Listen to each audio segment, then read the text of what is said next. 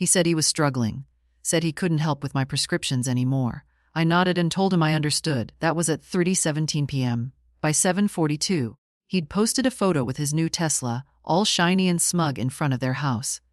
The caption read, "Dreams do come true." I stared at it for a long minute. Then I pressed forward and sent it straight to the family group chat. No comment, no explanation, just the photo. They say silence speaks volumes, but that night the quiet was suffocating. No one replied. No apologies. No mom. This isn't what it looks like. Just the same blue check marks under the image. I sat in my recliner, the one Tom had always called her throne, and listened to the refrigerator hum. The pills weren't experimental or indulgent. They were necessary. After my blood pressure scare 2 weeks ago, Dr. Roundtree changed my meds. "These ones will keep you stable, Nancy," he'd said, scribbling the prescription. "But they're not covered under your plan." I'd laughed politely. Everything about aging is expensive, even staying alive. I called Tom the next day, not to beg, but because I'd helped him through so many things I lost count. The first house, the second business, the third baby. I thought asking for a little help.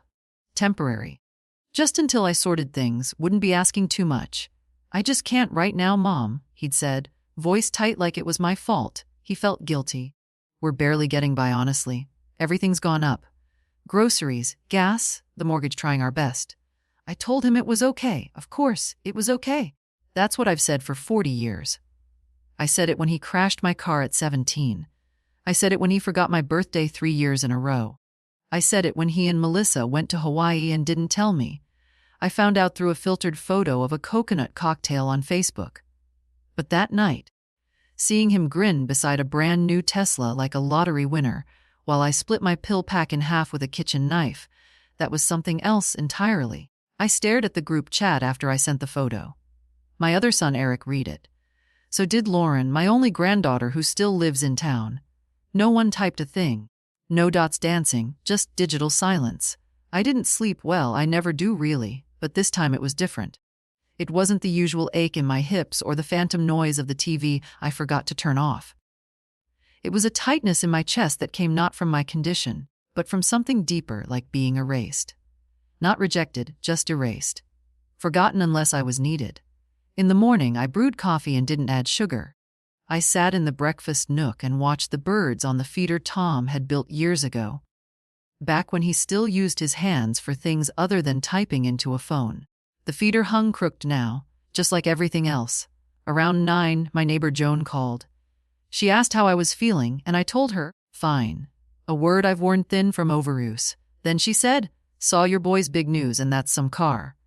I didn't answer right away. I watched a sparrow chase off a bigger bird from the seed tray. "Yes," I said eventually, "it is." I spent the rest of the morning in the spare bedroom going through the drawer I'd been avoiding for years. The one with bank records, receipts, old check stubs. I found a copy of the deposit I'd made for Tom's business 6 years ago, a $35,000. I found the receipt for the down payment on their second house. Another $50,000. There was a note from Melissa in one envelope thanking me for helping with the girls' school tuition. I don't remember receiving that note, but there it was, brief, typed, no signature. I'm not a bitter woman. I know how life goes. Kids grow up, make their own choices.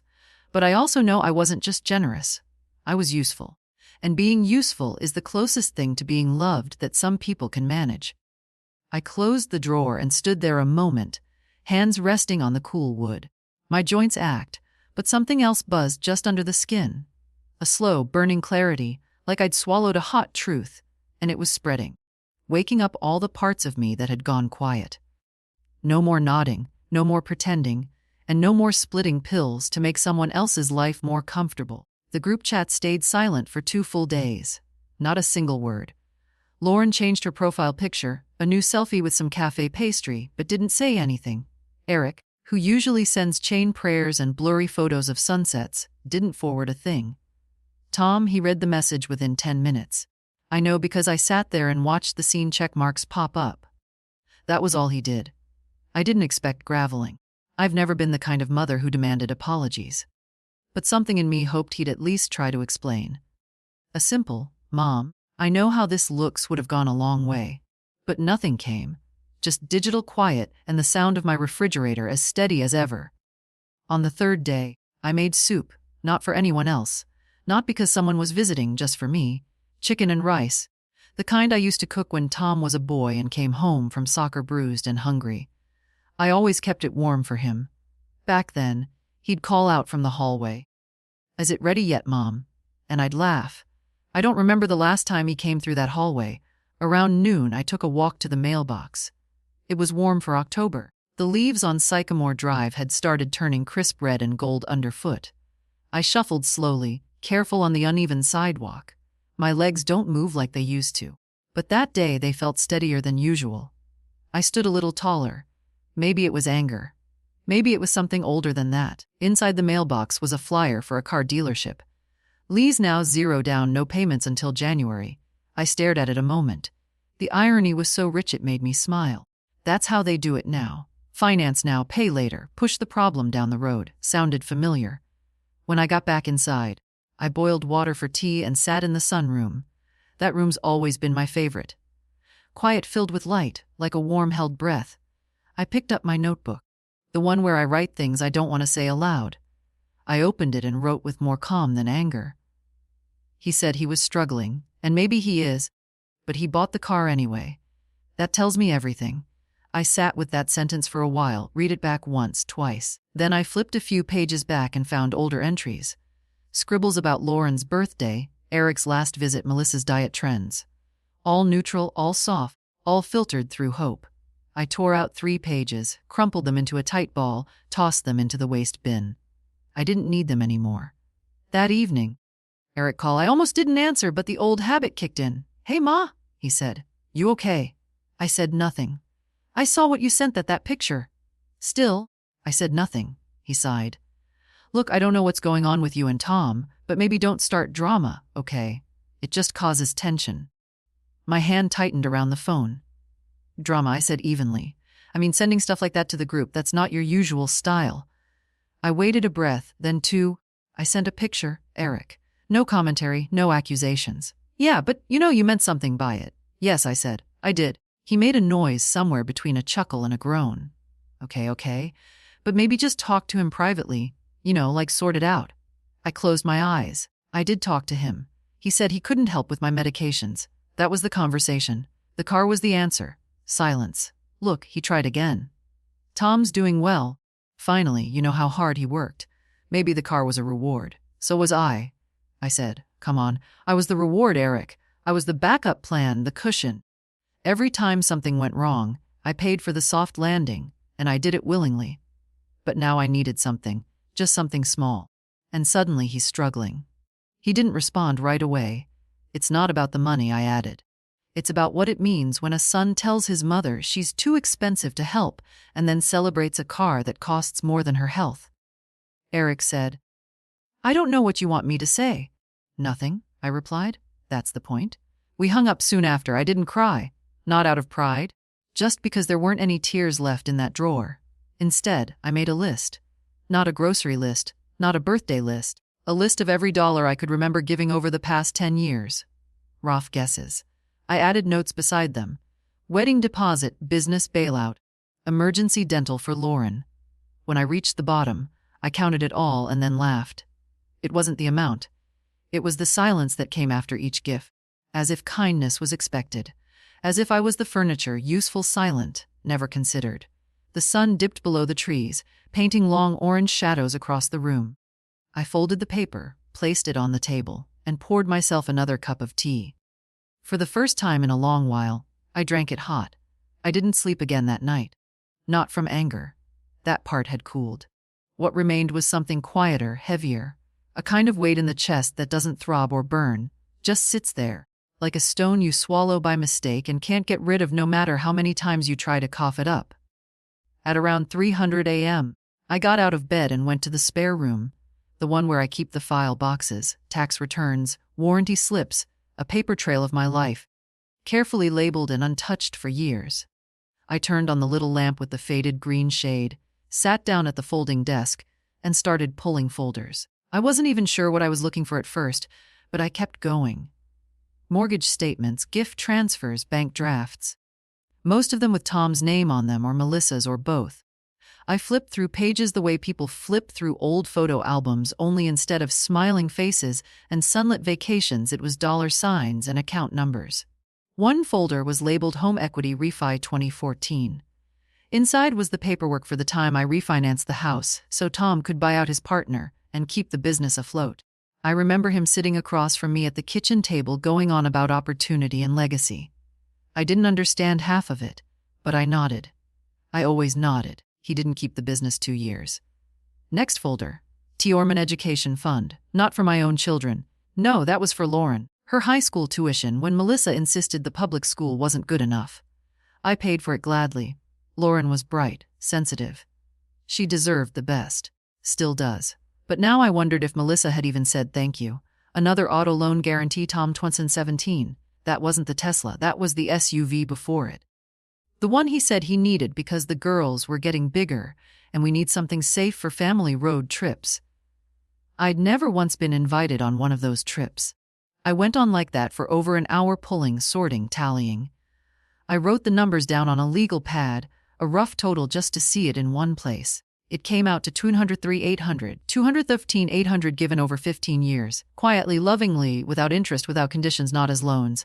I'd never dared use that word, just as help.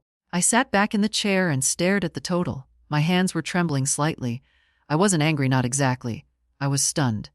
Stunned by my own willingness. By the way, I'd told myself over and over that's what mothers do. And maybe it is.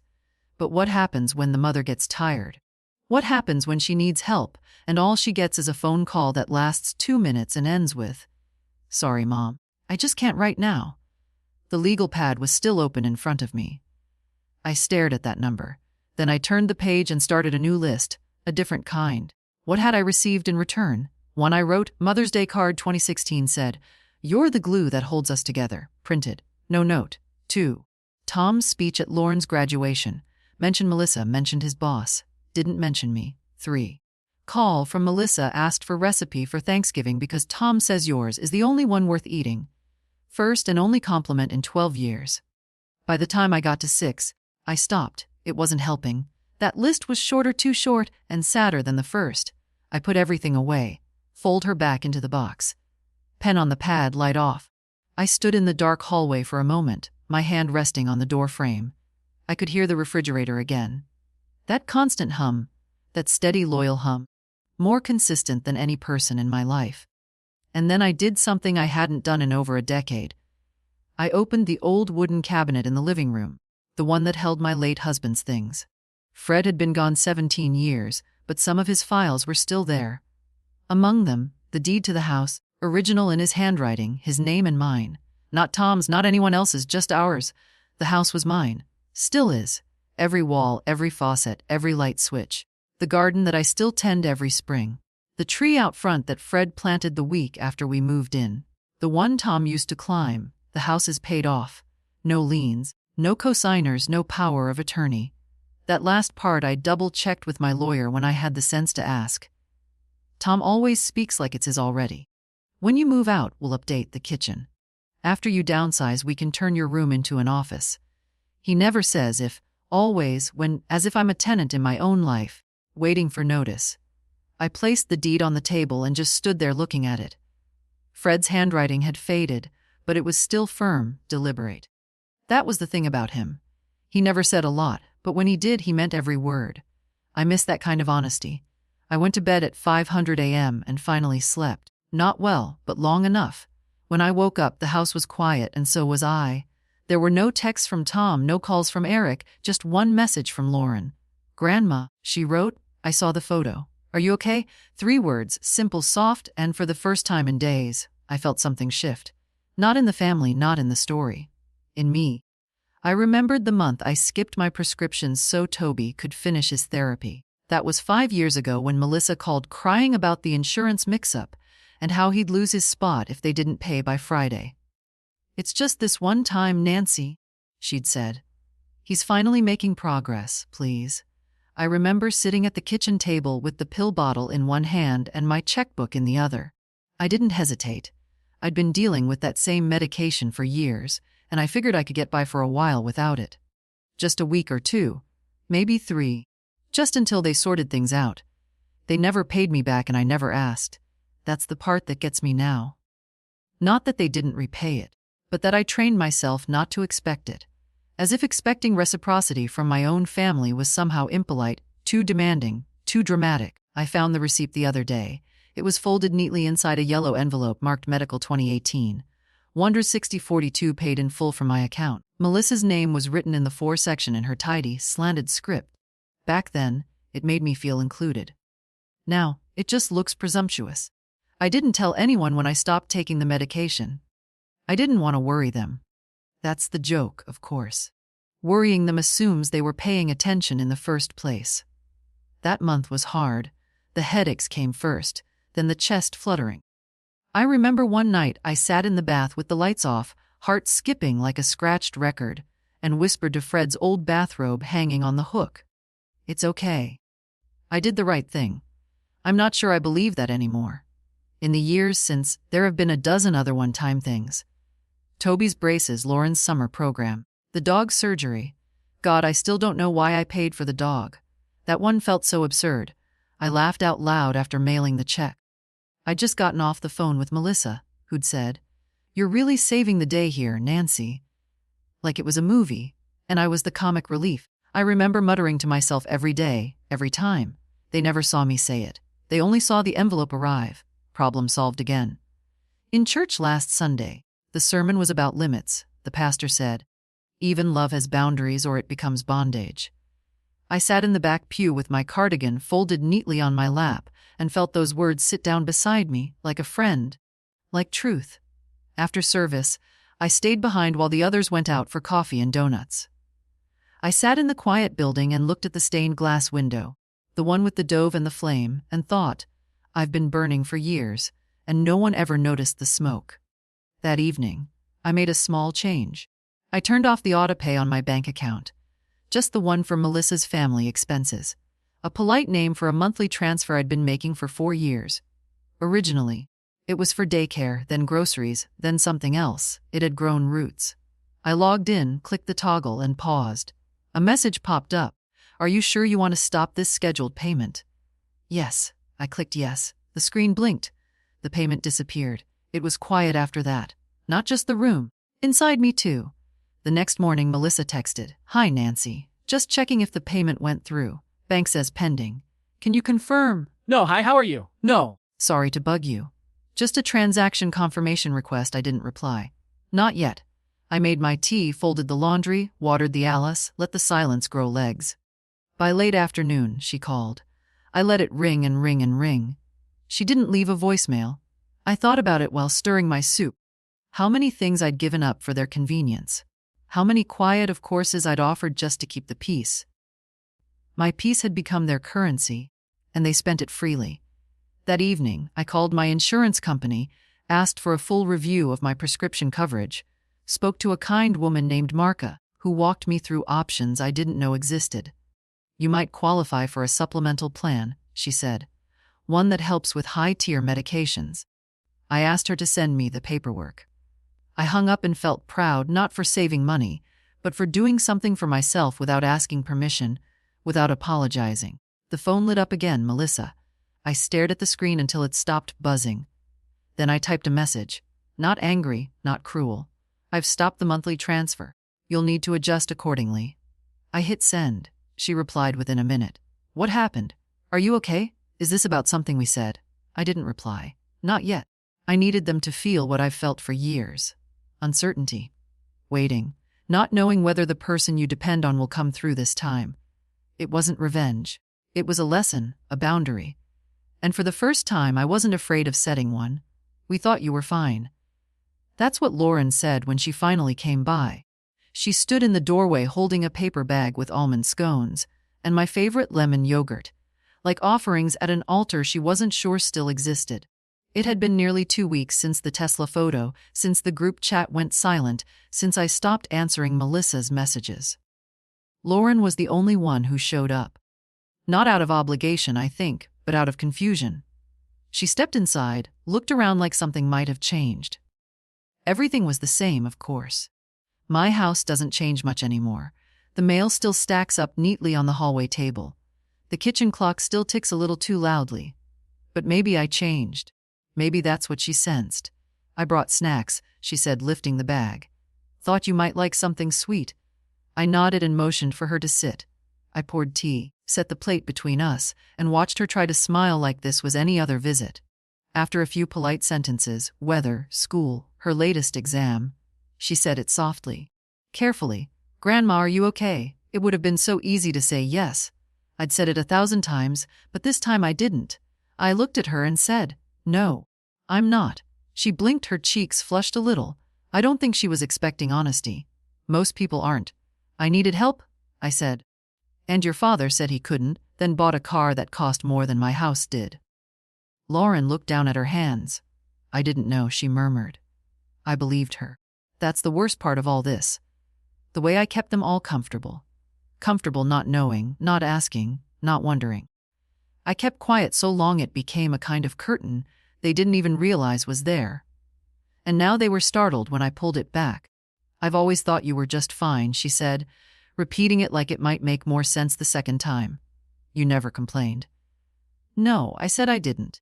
She sipped her tea, then looked up at me. "Why now?" I considered the question. "It wasn't just the car," I said.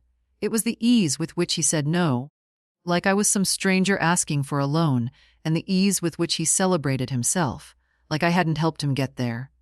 Lauren didn't argue. She didn't defend him. That mattered. "I think," I added, "I've let people think I don't need anything, that I'm invincible. That's my fault, too." We sat in silence for a while, the kind that isn't heavy, just thoughtful. Then she said, "I told Dad he should have handled it differently, that he should have been more honest with you." "What did he say?" She hesitated. "He said he's under pressure, that he's tired, that he thought you'd understand." I laughed quietly, a tired, dry sound. I've been understanding for 40 years. I could see the weight of it settling into her. Not guilt maybe, but perspective. That's all I wanted. Not pity, not even an apology, just to be seen clearly. Lauren left a while later after helping me with the laundry and walking the trash bin down to the curb. Before she went, she hugged me tightly, tighter than usual. No words. After she was gone, I stood in the doorway for a long time, watching the quiet street, my little world, my little house. And I thought about what she said. "We thought you were fine." People always do. When you don't cry, when you don't demand, when you clean your own floors and refill your own pills and pay for your own problems, they assume you're fine. Invisible is often mistaken for strong, but strength isn't the absence of need. It's the courage to name it. Later that evening, I sat with my notebook again. This time I didn't make lists. I wrote a sentence. They thought I was fine because I never showed them the cost of keeping things together. Underneath it, I added another. I think it's time they learned. Then I closed the book and made a cup of tea. 1 sugar, no milk, just the way I like it when I'm being honest. The power of attorney was something I signed without reading. Tom brought the papers over one afternoon, said it was just for emergencies. You know, in case anything ever happens. He was careful with his tone.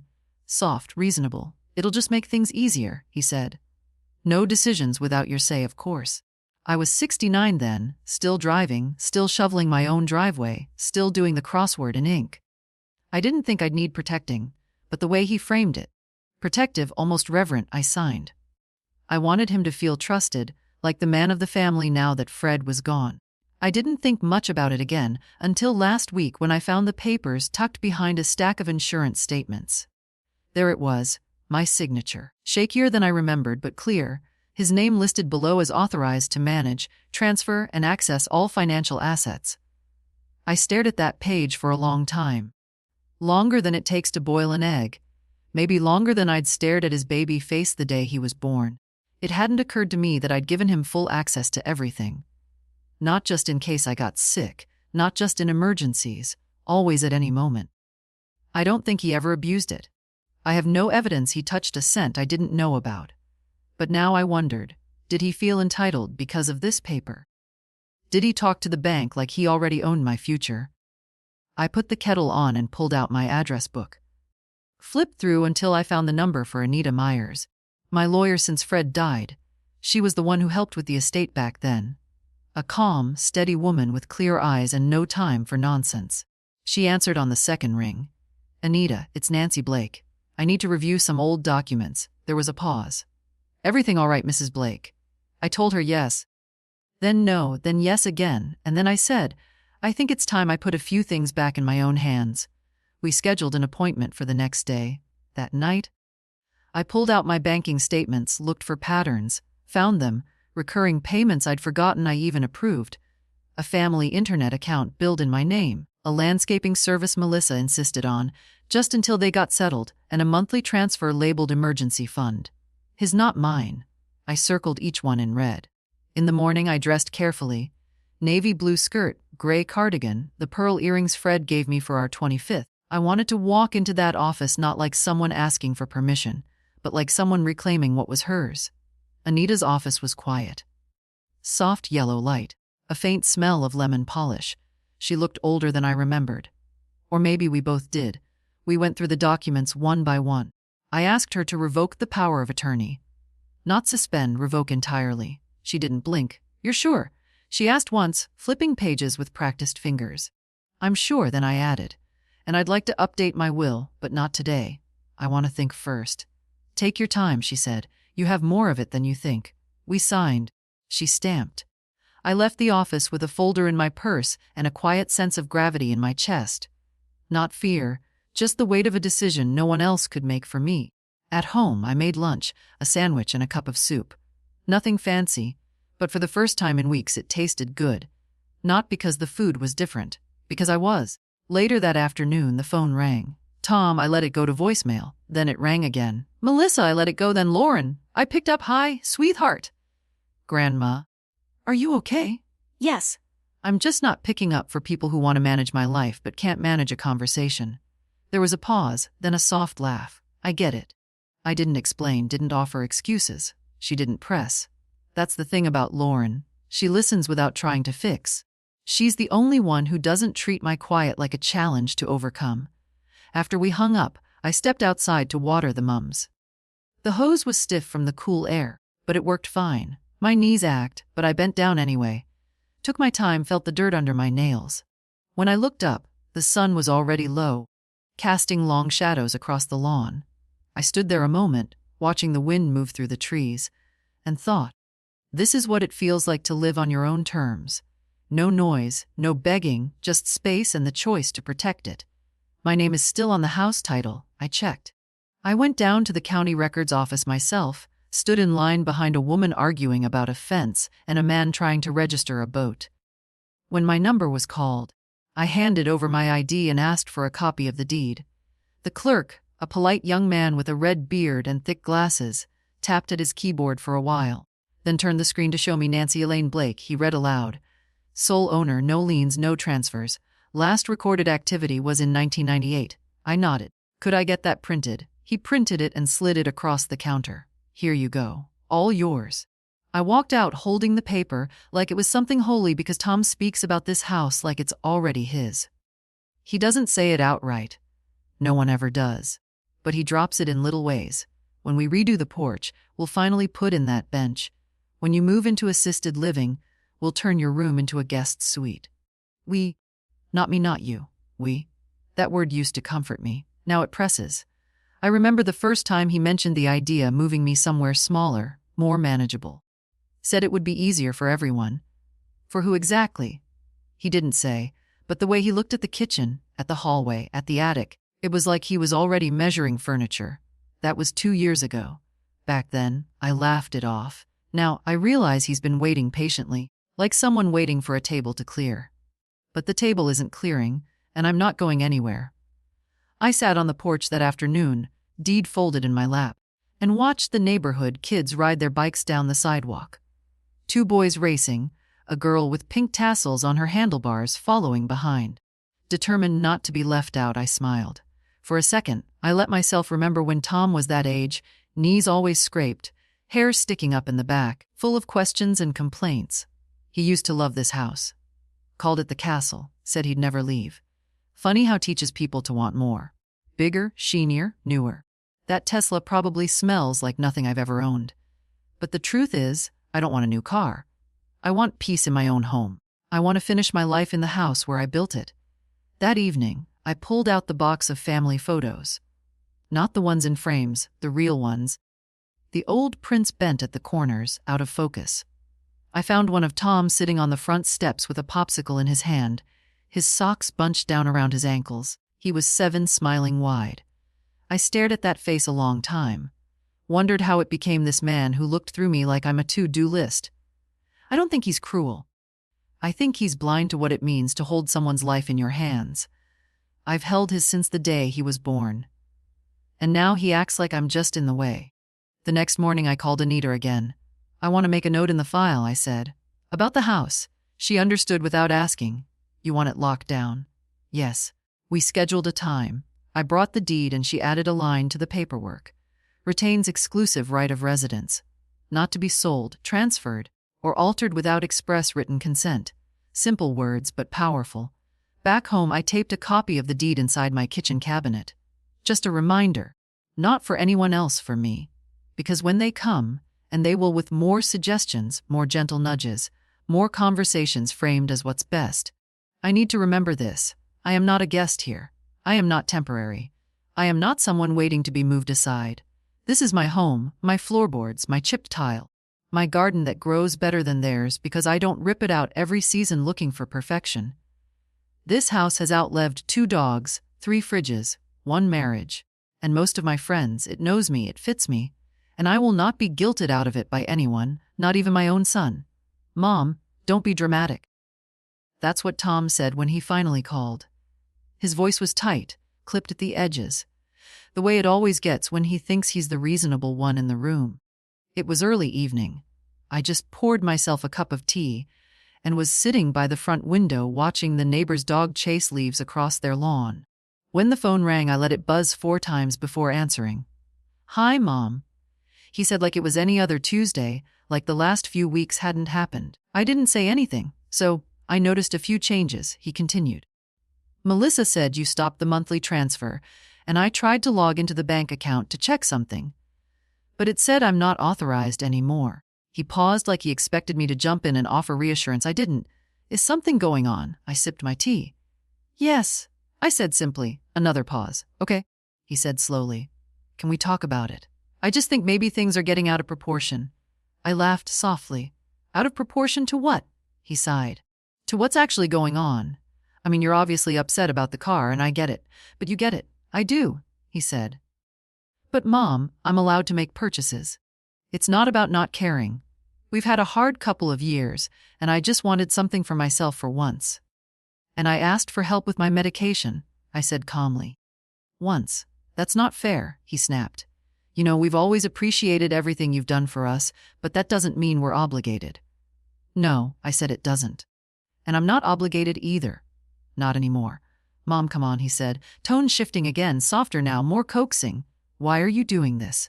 Is this really about the money? It's about what the money has replaced, I said. It's about how I can give and give. And the one time I ask, I get a no and a luxury car announcement in the same breath. You're twisting it, he said quickly. It wasn't meant like that. I know, I replied. That's the problem. There was silence on the line, a long one. You're blowing this out of proportion, he said again, quieter this time. We love you, Melissa and I both do. No, Tom, I said gently. You love my support. You love my silence. You love that I make your life easier without asking for anything back. But you don't love me. Not the way I love you. And that's not the same thing. I heard him exhale, sharp and defensive. I don't think that's fair. Neither was everything else. He was quiet again then. So what now? Are we just not going to speak? We're speaking now, I said. You called. I answered. That's more than I usually get when I'm the one who needs something. He didn't know what to do with that. I could hear it in his breathing. I'll check in next week, he said a bit colder. Maybe we can talk more calmly by then. No need to check in, I replied. I'm not going anywhere. If you want to talk, you can, but I'm not going to chase you to be a son to me. He hung up not long after that. No goodbye. I sat there a while, tea cooling in my hand, feeling more steady than I'd expected. He was trying to reframe it, to twist my silence into hostility, my decision into a tantrum. But it wasn't a tantrum, it was a boundary, and boundaries only feel like punishment to those who benefit from you having none. That night, I didn't sleep much. I didn't cry either. Just lay in bed with the window cracked open, letting the October air drift through. Cool and honest. I thought about the way he'd said dramatic. How that word gets used on women like me. Women who stop accommodating, stop nodding, stop swallowing the hurt to keep things polite. As if asserting your worth is a scene. As if having feelings is offensive. The next morning, Melissa texted. It was longer than usual. I know things are tense right now. Tom didn't mean to hurt you. We're just under a lot of stress, and I think this blew up too fast. You've always been such a huge help to us, and we're grateful, even if we don't always say it right. Let's talk soon and try to reset. Reset like this was a computer glitch. Like the problem was emotional static, not years of taking without giving. I didn't respond. I just deleted the message, and then I made pancakes for myself with real butter and maple syrup. No substitutions. No watching my portion to save leftovers for someone else. Just a breakfast that was mine. That's what these days are now. Small acts of recovery, tiny rebellions that feel like peace. 174 small payments and not one thank you. That's what the bank clerk said when she handed me the printed list. Not in those words, of course. She said, "There are quite a few, Mrs. Blake. Would you like them alphabetized or sorted by amount?" I told her amount. I wanted to see it from the biggest to the smallest. To feel the weight of it stacked downward like sediment. I sat at the little desk near the window while she printed, watching the trees outside sway in the wind. It was a quiet morning, but inside me something sharp had settled. When the clerk returned, the list was 23 pages long, clean white paper, black ink, no emotion, just numbers and labels: tuition, insurance, online tutoring, summer camps, groceries, gym memberships, travel, spa services, and monthly without fail, a payment to a credit card that wasn't mine, TM household account. That one had gone unnoticed for years, small enough not to alarm me, regular enough not to raise suspicion, but over time it added up. Thousands. I took the list home and spread it out on the kitchen table, laid it flat like a map of something I'd been lost inside for years without realizing. Fred used to keep neat ledgers, handwritten, every bill, every gas receipt. He'd sit at the same table with a yellow pencil and a ruler underlining the totals. "Know what's leaving," he'd say, "or it will all leave eventually." I used to tease him for it, but now I understood. I went through the list with a red pen. I didn't plan to return it to the bank. This was just for me. I circled every payment that wasn't essential. Not for survival, not for emergencies, just comfort, maintenance, vanity. After 3 pages, my wrists started to ache. By page 10, I wasn't angry anymore. I was tired. It wasn't just the money. It was what it represented. The quiet, invisible arrangement I'd agreed to. Me as the unspoken insurer of their lives. Me as the backup plan, the soft landing, the fall back, the ATM in the rocking chair. And the saddest part, I wasn't even sure when it started. Somewhere between the first request, a small loan to cover a car repair, and the latest expectation, the house, the money, my future. I had blurred into utility. I turned off the light and left the papers on the table. Didn't even stack them. Just left them there like someone finally walking away from a puzzle that wasn't worth solving. The next day, I called the bank and scheduled a formal meeting. Sat across from the same woman, now a little more alert to what I was doing. "I'd like to cancel all automatic transfers," I said, "and remove any third-party access on my accounts." She blinked. "All of them?" Yes, there was a pause. "We can do that," she said softly. "But you'll need to sign individually for each. It's going to take some time." "I have time." An hour later, it was done. I left the bank with sore fingers, a small folder of signed forms, and a strange calm I hadn't felt in years. Back home, I made myself a grilled cheese sandwich and watched the sun hit the windows just right, the way it does when autumn leans toward winter. Everything looked softer. Not better, just clearer. That afternoon Tom called again. I let it go. Melissa texted, "Can we talk? This is getting out of hand." I didn't respond. Then around 5, Lauren called. "Grandma, I think they're freaking out." I smiled, not cry, just knowing. "They'll survive?" I said. Lauren was quiet, then said, "They're not used to hearing no from you." Well, I said they'd better start practicing. We talked a bit more. I asked about school. She told me she'd aced her sociology midterm and was thinking of switching majors. I told her I was proud. When we hung up, I looked again at the stack of payment records, still on the table, still waiting to be put away. But I left them there like evidence, Not for them, for me.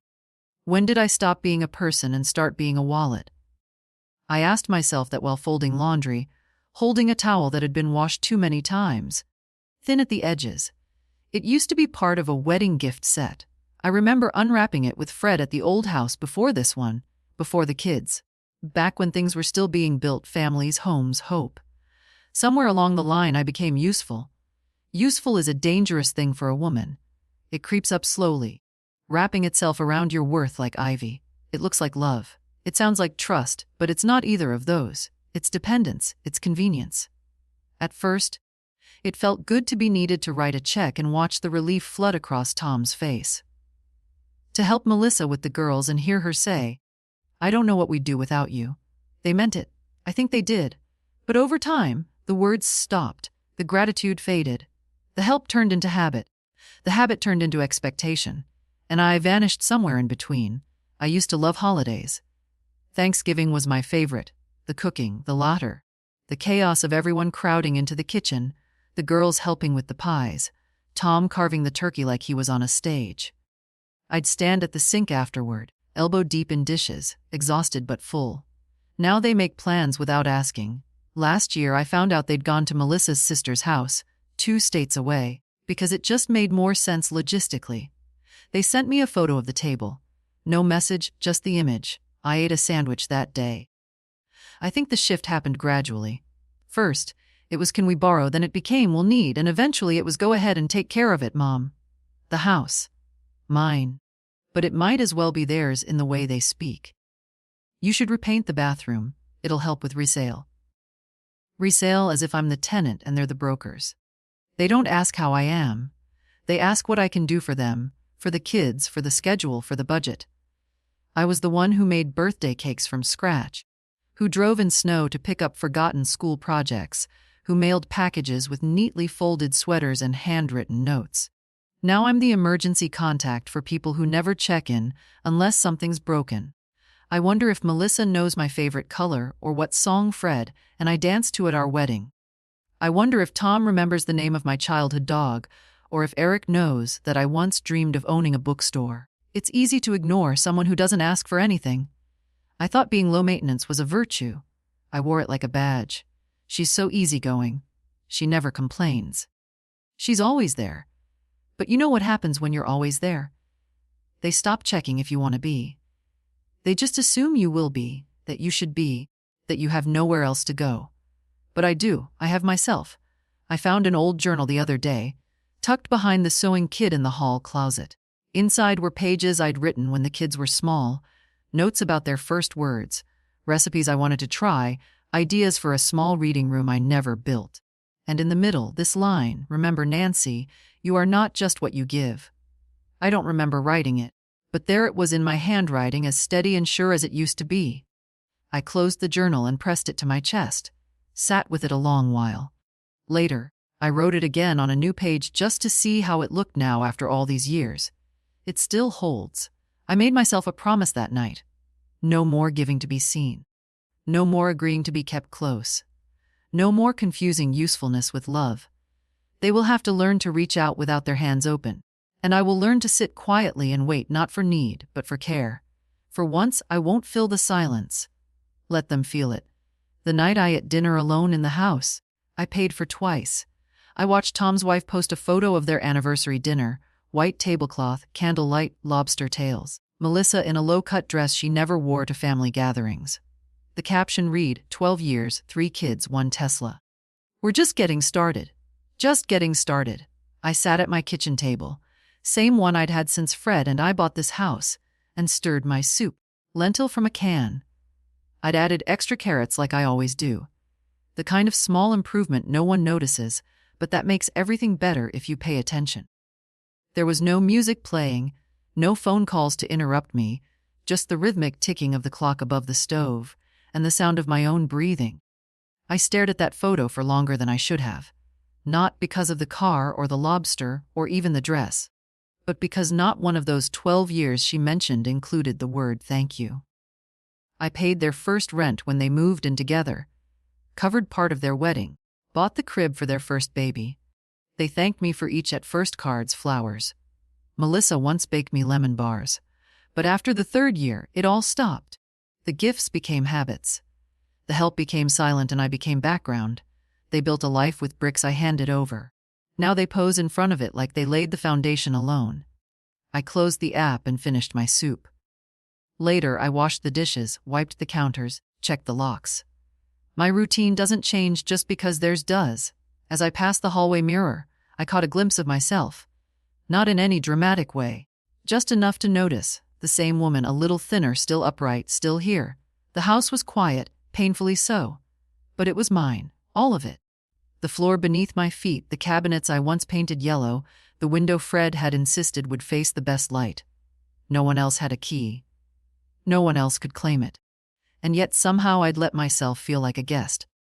That evening, I opened a bottle of wine I'd been saving for something. I don't know what.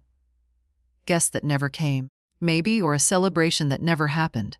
I poured one glass, sat in the sunroom with my notebook, wrote nothing, just sipped. Listened to the wind knock against the side of the house. It wasn't a bad night, just honest. There's a difference between being alone and being left out. Alone can be peaceful. Left out leaves a bruise. They didn't mean to exclude me. I know that. That's what makes it worse. I'm not part of the story anymore. I'm the add-on, the extension, the optional paragraph. Tom once said, "You're always welcome." But welcome isn't the same as wanted, and certainly not the same as remembered. I used to think if I stayed generous, I'd stay necessary. But they've shown me. They don't need me. They just need the money, the house, the fallback. I will not keep offering myself just to be nearby. Not anymore. Before bed, I stood by the living room window and looked out at the empty driveway. The street lamp buzzed. A moth tapped against the glass. I thought of Fred. Of how he used to hum while brushing his teeth. Of how he folded his socks in perfect thirds. Of how he once told me, "The loudest kind of love is the quiet kind that shows up." And I realized, I've shown up for years for them, for this house, for a life that now moves without me. It's time I show up for myself. The first time I said no and meant it, no one believed me. Melissa sent a message about a field trip. Lauren's youngest was going to the aquarium and the school needed fees by Friday. Just a small thing, she wrote. "It's only $60. Can you help?" In the past, I would have replied within minutes. Not because 60 mattered, but because I'd convinced myself that gestures, these small continual yeses, were the only glue keeping me included. Like my usefulness was the entry ticket to their lives. This time I didn't respond. I read the message twice, then left it. That was Wednesday.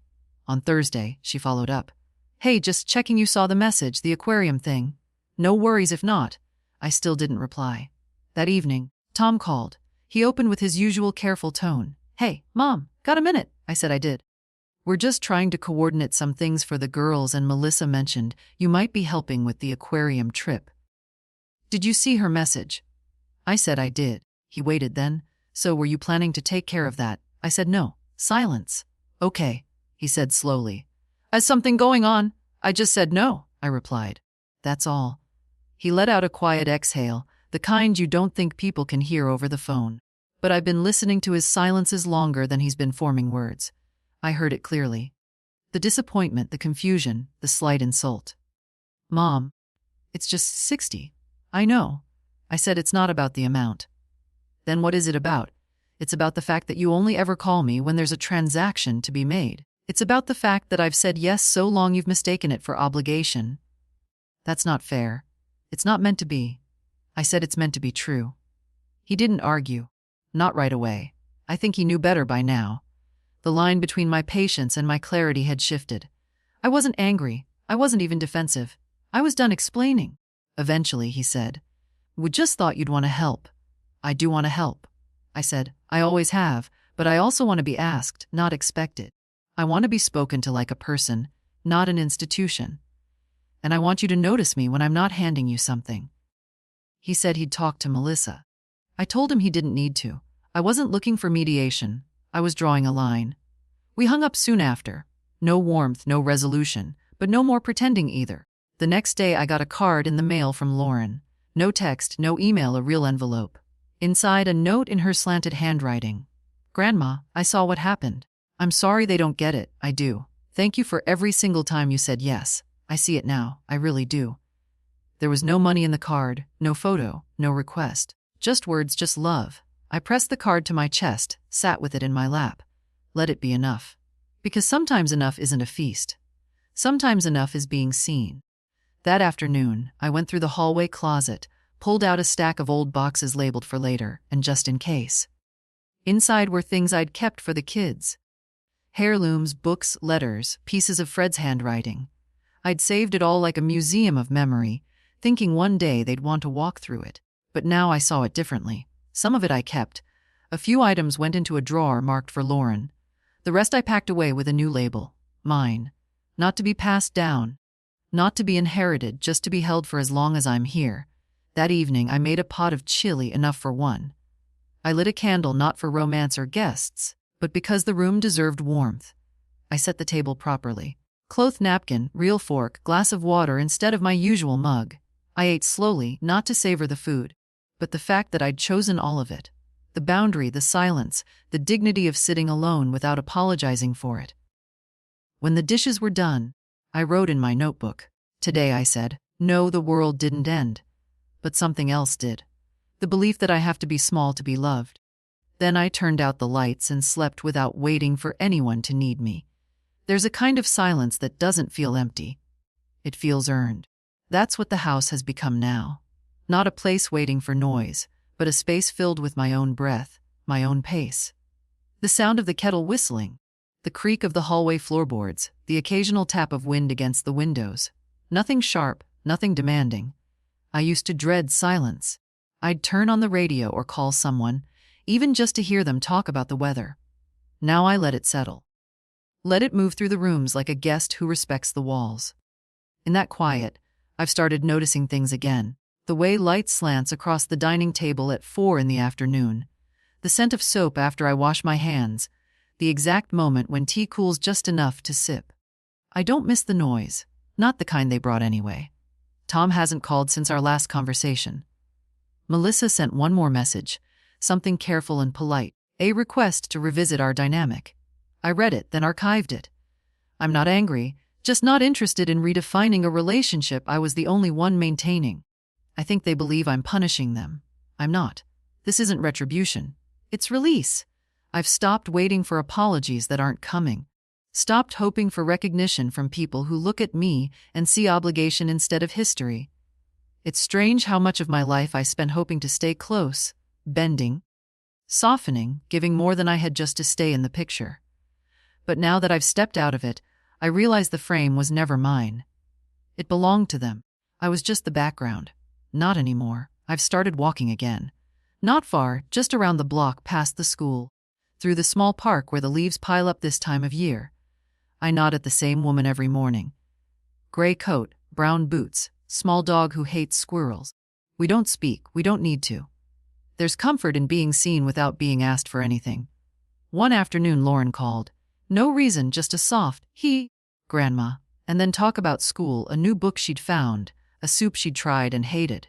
She didn't ask for anything, didn't bring up Tom or Melissa. Just sat on the other end of the line, alive and present. At the end of the call, she said, I miss your voice. I didn't cry, but I did hold the phone a little longer before hanging up. The next day, I opened a drawer and found Fred's old flannel. Still smelled faintly of cedar. I put it on and sat on the porch, wrapped in its worn softness, watching leaves blow across the sidewalk like old thoughts. I wondered what Fred would have said about all this. Probably something simple. You were always worth more than they treated you. That's what I imagined him saying. And I think deep down I always knew that. But knowing something and living like it are different. I've started living like it. I've started writing again too. Not letters, not journals. Just small truths on scraps of paper. I keep them in a jar on the counter. My own archive. Today's was this. Being needed is not the same as being loved. And being alone is not the same as being forgotten. The jar is filling slowly, and for once I'm not rushing to share it. A letter came in the mail. Not from Tom, not from Melissa. From a lawyer, their lawyer. I stood at the sink when I opened it. Afternoon light slanting across the countertop, hands still damp from rinsing out my teacup. The envelope was stiff, the kind that means business. I knew the weight of it before I slid my thumb beneath the flap. Inside, polite language, cautious phrasing. A conversation regarding estate planning, it said. A desire to align expectations for the future. No signatures, just a typed name, a firm logo, and the suggestion that a meeting might help prevent confusion later on. Later on, they meant after I die. They hadn't asked how I was, hadn't come to my door, hadn't called again, but they'd spoken to a lawyer about alignment. I read the letter twice, folded it back into the envelope. Then I placed it under a ceramic dish shaped like a pear, a gift from Lauren years ago before her handwriting grew sharp and decisive. The dish still holds my keys, my loose change, a button I've meant to sew back on for months. I didn't respond to the letter, not because I was afraid. I wasn't. I've had my affairs in order for years. Anita and I revised everything weeks ago. The house, the bank accounts, the medical directives, everything spelled out, everything mine. But still, the gall of it to bypass me to try to align the ending of my life like it was a contract to be negotiated. They don't know me anymore. Maybe they never did. That night, I lit a candle, not for grief but for clarity. Sat at the table, pulled out my notebook, and made a new list. Not debts, not gifts, just names. People I've helped, people I've loved, people who showed up. Lauren was at the top. Below her, Anita for her quiet wisdom. Helen, my neighbor, who brings my bins in without asking. Pastor Lane, who leaves a message on my machine every Christmas, even if I don't call back. Even the woman at the pharmacy who knows my name and never asks why I'm buying less than I used to. None of them expect anything. And maybe that's why I trust them. I tore the page out, folded it in thirds, slipped it into a folder marked Final Notes. Then I made tea. I haven't answered the lawyer's letter, and I won't let them sit with the silence the same way I've sat with theirs. If Tom wants to know what I intend to do with my things, he can come here. He can sit across from me at this table and ask, not with an agenda, not with entitlement, but with humility. And if he doesn't, well, then he never deserved to know. Melissa will stew. She'll spin her wheels in legal hypotheticals. Try to guess what I'm thinking. But this time, I've said enough. The next morning, I found a voicemail. Hi, Mom. I hope you got the letter. I know it might have felt formal, but we're just trying to be responsible. You've always been so generous, and we want to make sure things go smoothly when the time comes. No pressure, just yeah. Let us know if you want to talk. He sounded tired or maybe annoyed. It's hard to tell with him now. His voice used to change when he spoke to me, soften, lift. Now it's all management. I deleted the message, went out back, pulled weeds, tended to the garden that still blooms even in this thinning light. Later, I picked a single daffodil, put it in a chipped glass on the windowsill, because even things cracked at the edges can hold beauty. Even women who've been overlooked can refuse to disappear. And even silence, when chosen, can be a final word. A week after the letter, I had lunch with Lauren. She chose the cafe, small place near the library, all pale wood and mismatched teacups. The kind of place that feels stitched together by women who know what it means to make something warm from very little. She was already there when I arrived, sitting near the window, her phone on the table, unopened book beside her. She looked up and smiled, a real one, no tightness, no strategy. Hi, Grandma. We ordered tea and soup. No rush. The waitress had gray in her braid and called us sweetheart like it was a title, not a diminishment. I liked that. When the tea came, Lauren stirred in honey and said, Dad's upset. I nodded. I'm not surprised. He said, You're making things harder than they need to be. I smiled. Of course he did. She hesitated. He doesn't know how to talk to you anymore. He never really did, I said. He just got used to me saying yes. She didn't defend him. That's why I agreed to lunch. You scare him now, she said quietly. Not because you're mean. Because you've changed the rules and he doesn't know the new ones. He never asked about the old ones either. Lauren wrapped her hands around her teacup. Her nails were short and clean. She used to bite them when she was nervous. Now she just breathes deeper. I don't want you to feel alone in this, she said. I'm not. I told her. I've been alone many times. This is different. How this time it's on purpose. She looked at me for a long moment, then nodded. When the bill came, she tried to pay. I stopped her, not because I felt obligated, but because I wanted to. It was the first time in a long time that generosity didn't feel expected. It felt free. We hugged before parting. Not out of ritual, out of recognition. When I got home, the sun was already lowering. Autumn has a way of slipping away before you're ready. I took out the final folder, the one Anita helped me label legacy. Inside the revised will, medical directives. Notes about the house, passwords, the jar of small truths. On top of the stack, I placed a new letter. Handwritten, sealed. It wasn't for Tom or Melissa or even Lauren. It was for whoever comes next, the nurse maybe, or the neighbor, or a young woman from the church who ends up helping sort through my things. It read, "If you're reading this, thank you. I hope my home was warm even after I left it. I hope you saw the garden. I hope you kept the books.